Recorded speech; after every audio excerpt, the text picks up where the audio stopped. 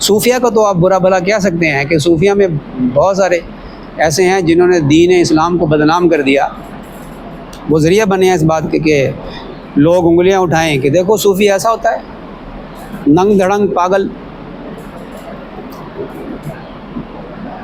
صوفی تو وہ ہوتا ہے جس کا باطن پاک صاف ہوتا ہے، جس کے سینے میں کینہ نہیں ہوتا، جس کے سینے کے اندر تکبر نہیں ہوتا، لوگوں کی خیر خواہی چاہنے والا ہوتا ہے وہ۔ مجھے اس سے بات یاد ہے خیر خواہی سے، حضرت عبد الوہاب شرانی رحمۃ اللہ علیہ، ان کی کتاب ہے، اس کا ترجمہ ہوئے میں اخلاق صالحین کے نام سے۔ وہ فرماتے ہیں کہ جو شخص گنہگار کو بنظر رحمت نہ دیکھے، جو شخص گنہگار کو بنظر رحمت نہ دیکھے وہ طریق صوفیہ سے خارج ہے۔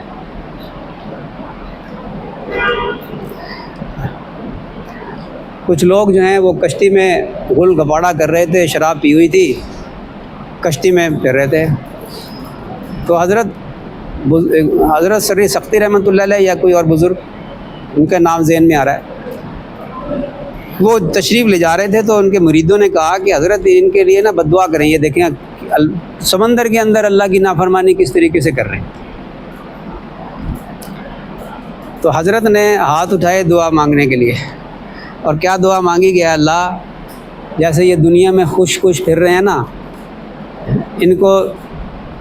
آخرت میں بھی خوش رکھ۔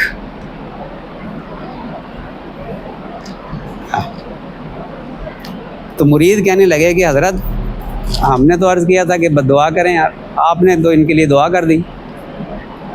فرمایا کہ میں کون ہوتا ہوں نبی کریم صلی اللہ علیہ وسلم کی امت کے لیے بد دعا کرنے والا؟ یقیناً اللہ تعالیٰ قیامت کے دن ان کو تب خوش رکھے گا جب دنیا میں توبہ کی توفیق عطا فرمائے۔ تو یہاں وہ لکھتے ہیں صاحب کتاب کہ جو شخص گناہگار کو بنظر رحمت نہ دیکھے وہ طریق صوفیہ سے خارج ہے، اس لیے کہ طریق صوفیہ یہ ہے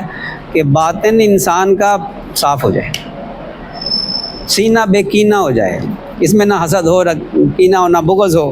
لوگوں کے لیے خیر خواہی ہو۔ صوفی تو وہ ہوتا ہے، ہم نے صوفی کس کو سمجھ لیا؟ تو سب کو چھوڑ چھاڑ کے جنگل میں چلا جائے۔ ہمارے ہاں رہبانیت نہیں ہے، لوگوں میں مل جل کے رہنا ہے، لوگوں کو دین کی طرف لگانا ہے، مائل کرنا ہے دین کی طرف، اللہ سے جوڑنا لوگوں کو، یہ تو ہمارا کام ہے، یہ تو اس امت کا ترہ امتیاز ہے، تو جو نبیوں کا کام وہ اس امت کا کام۔